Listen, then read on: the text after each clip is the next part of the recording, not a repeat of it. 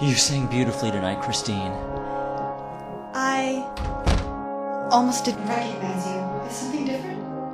I was just on an extended business meeting with the famous cattle baron Quincy Morris. So you're a patron of the arts and a cowboy? Not quite, but I must tell you of my travels someday. Oh, I'm sorry, these are for you. I'm flattered. How sweet. My other creepy boyfriend only gave me one Really didn't rose. have to do this. You've got to love that moustache. I mean, that looks like a tash from a 1920s villain. Alright, well, I actually do play Raoul, the Vicomte de Chagny, in the film. And that was... It wasn't so much... It wasn't so much me being vain as much as it was finding an actor who I knew could be on the set every day and be reliable. And I mean, as the director, you're kind of already there. And I've always loved and enjoyed acting. But my Raoul is pretty different from the Raoul of the original novel.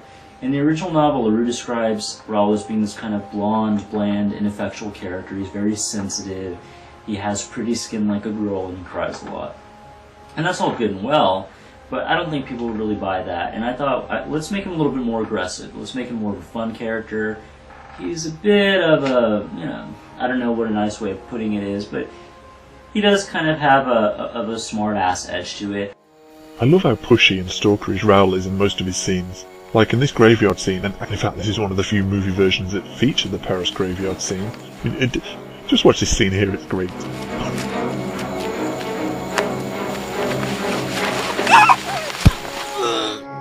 Oh, wow! So it is you!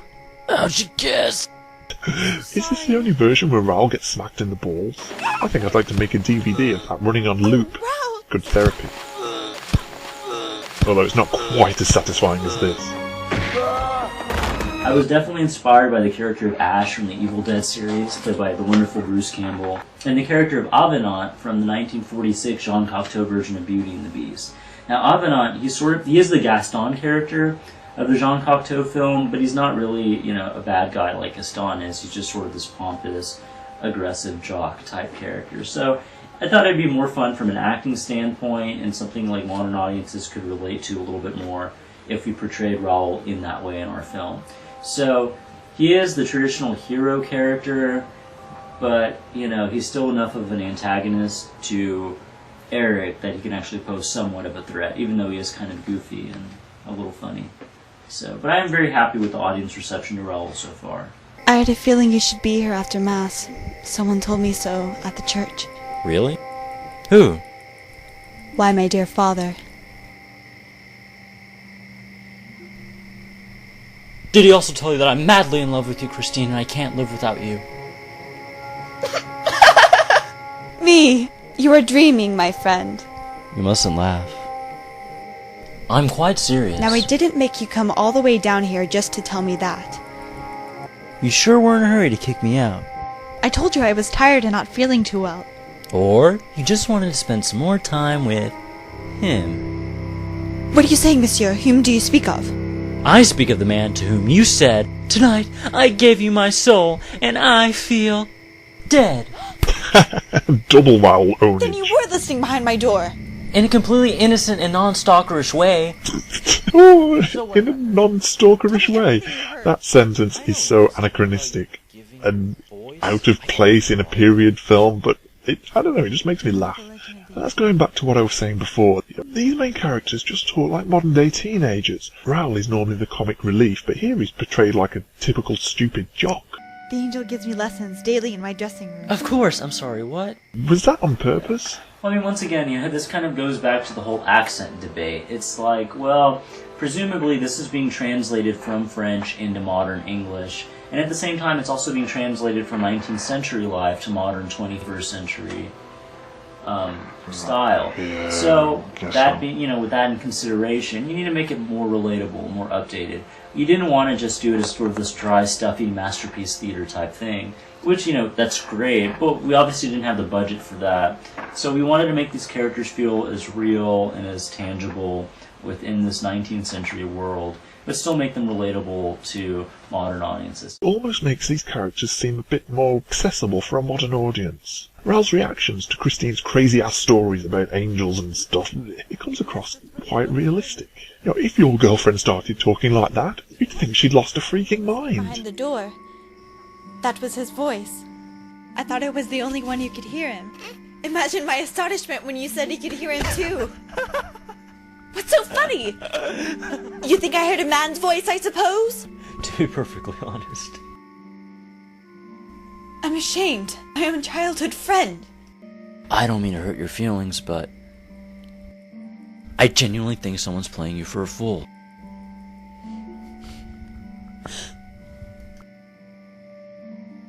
Aw, Christine, wait! Come back, I didn't mean anything. But anyway, it's just nice that we've got a film version with the Peros graveyard sequence. And you know what? This version has the bowling with skulls bit from the book. Now that has never been in a Phantom film, apart from the 1925 one, and that scene's gone. So, this is movie history right here, folks.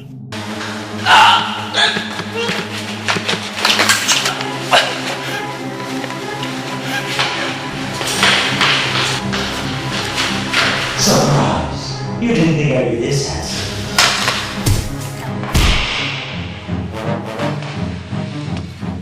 Something else that you don't normally see in the film versions, and it's only kind of hinted at in the book, but I really like how the Phantom doesn't just confine himself to his underground lair, he actually goes outdoors, and not just at night, in the middle of the freaking day. He goes wandering around in broad daylight in his flesh-coloured mask. The book does make some reference to the Phantom having a mask that makes him look like other people, but this mask ain't fooling nobody. But I do enjoy these scenes of him out and about in the sunshine. In fact, I find the French music for this scene is just totally adorable.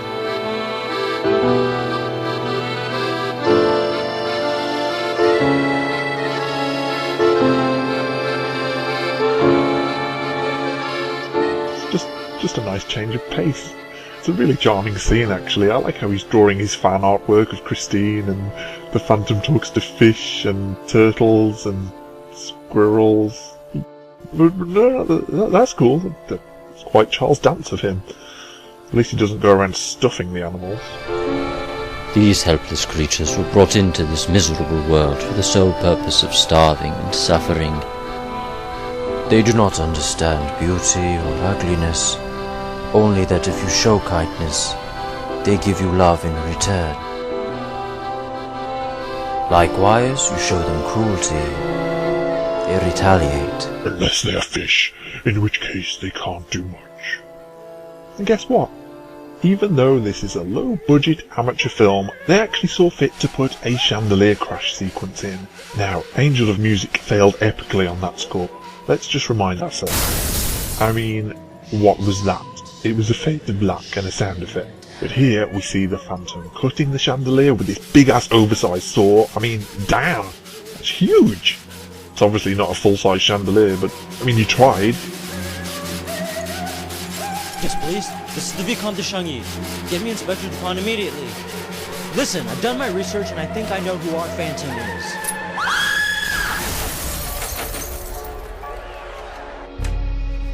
It is time. Have no fear and walk towards your mirror. I think the scene where the Phantom leads Christine through the mirror is very nicely done as well. I love the lighting, it's all quite dreamlike, and the mask is as scary as hell.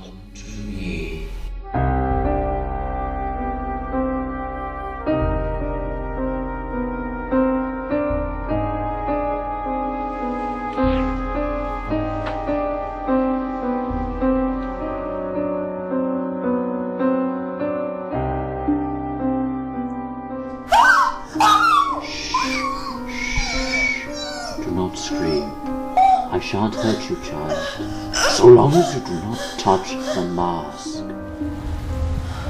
Angel? Yes. Come with me, my child. Where are you taking me? Your new home. My new home. Yes. It's very beautiful and peaceful. No one will ever bother us down there.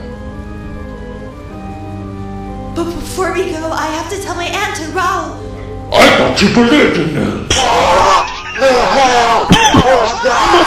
What was that? Very well. I thought you believed in me! Stand I thought you believed in me. I thought you believed in me. I thought you believed in me. I thought you believed in me. I do like the Phantom's voice for the most part, but sometimes he really does sound like Christian Bale with a mouthful of marbles. Do it in time.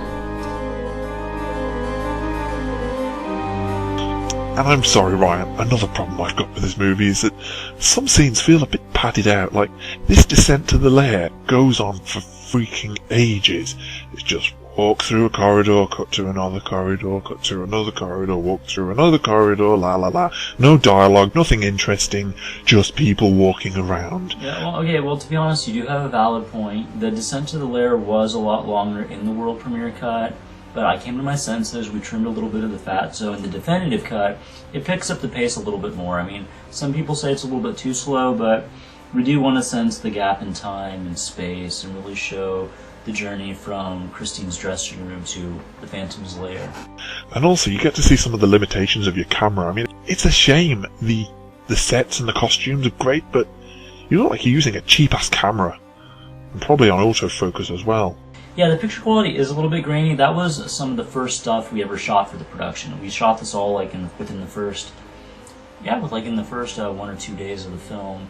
So it's not as polished as some of the later stuff, but hey, with this film, we were a bunch of kids, we are a bunch of students, and we wanted to make the best film we could with our available resources, and it definitely was an opportunity for learning. The movie got better as we went on, as we kept on shooting. We definitely improved as far as quality goes, in the camera work and the music, so it was a learning experience, and we're just happy to say that we did the best job we could at the time. I do like that the Phantom's Lair is like a house. Like it's supposed to be in the book.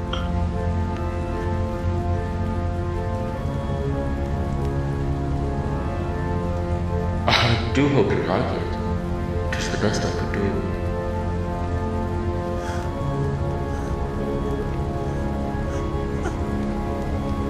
Don't be frightened.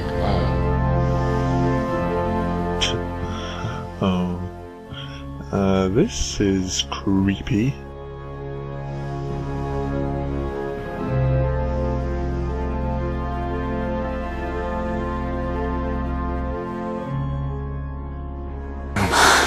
You female smell.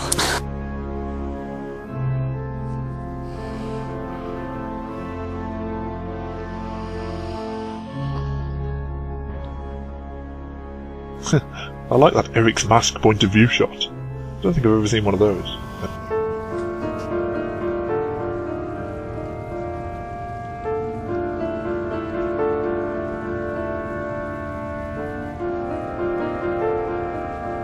O God, I thank Thee in Thine infinite kindness. I know I've done cruel things. I know I've committed evil acts. But all my life I prayed that You would send me a wife, so that maybe I may be like other men and take her out on Sundays, and that I may... And now Erik's turned into General Grievous. Ew! I didn't want to see that.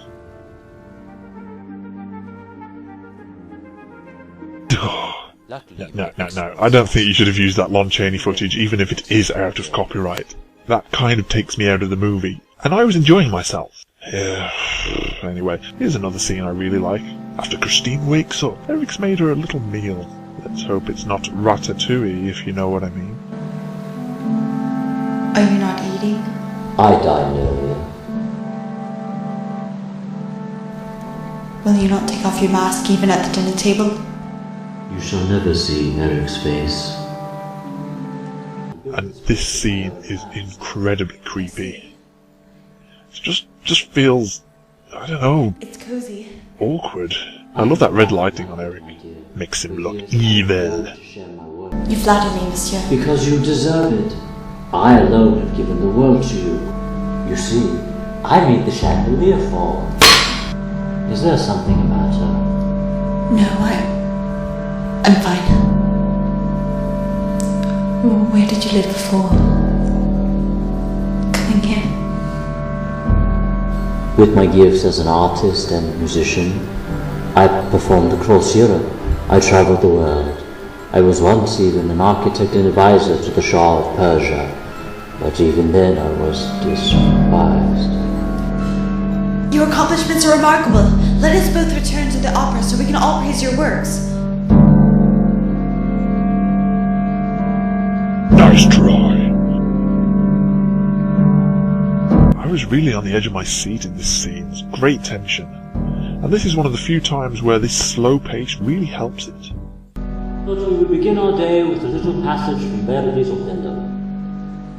Of course, you would sing as the fair Desdemona, and I as the Moor.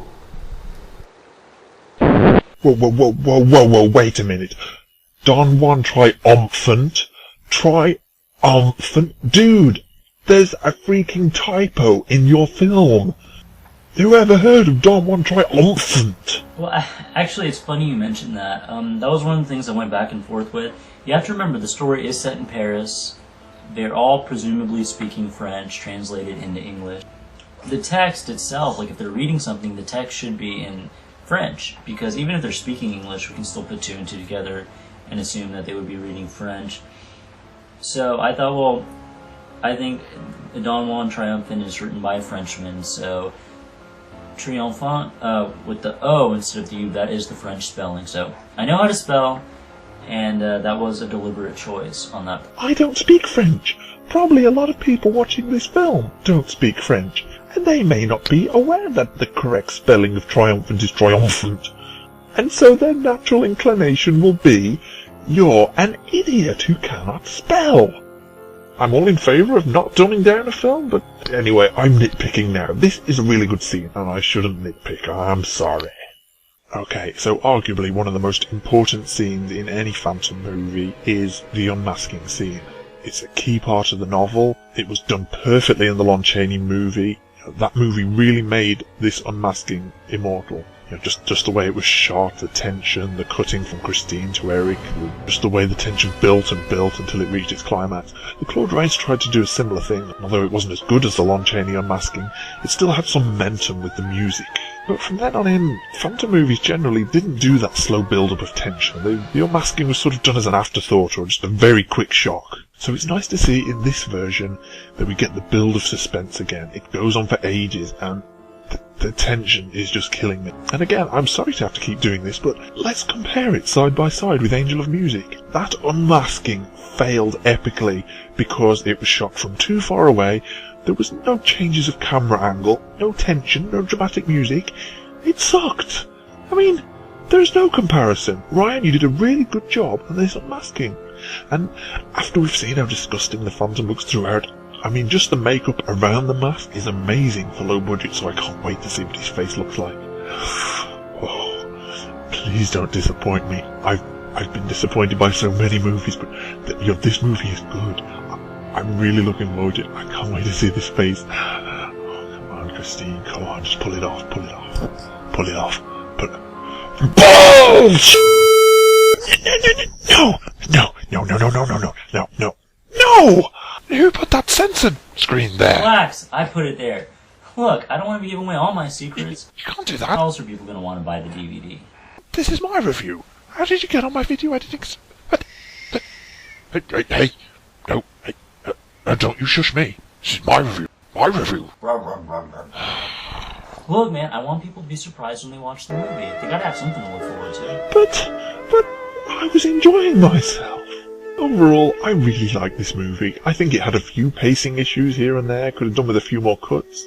And sometimes I felt that it was a bit too stylistic for its own good, you know. I felt like the movie was trying to impress us with clever camera angles and montages that didn't really advance the story much. So part of that just seemed like a bit like college student project kind of feel, but it was still a good movie. It was well lit, good sets, good costumes, it looked high budget even though it wasn't.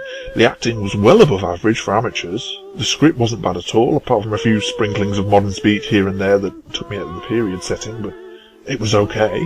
It was a decent script. It does have flaws, but overall the whole thing was leaps and bounds above Angel of Music. I mean, this was made with real effort and a real love of the novel and a real love of Phantom movies in general, so I have to applaud that.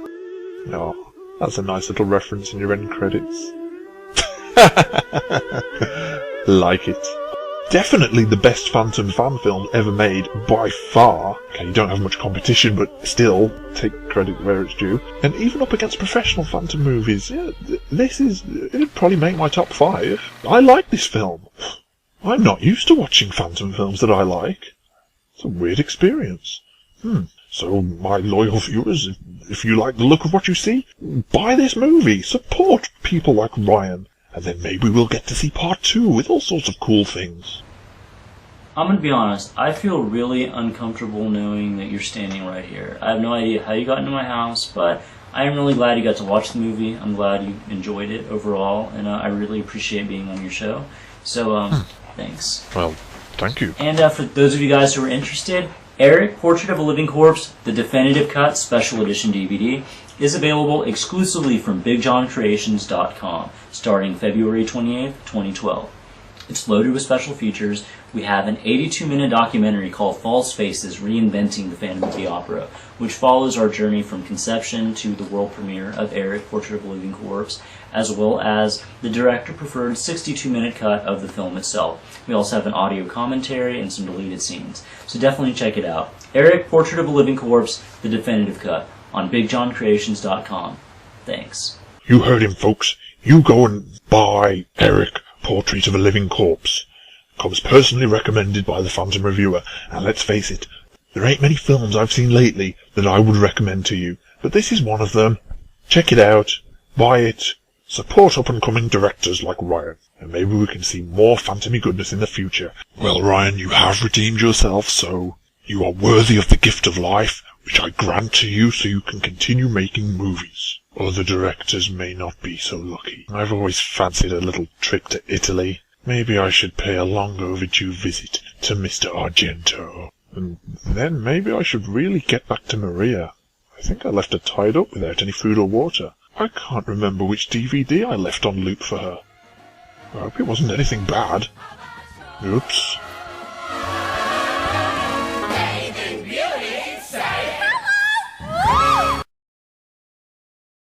I thought you believed in me.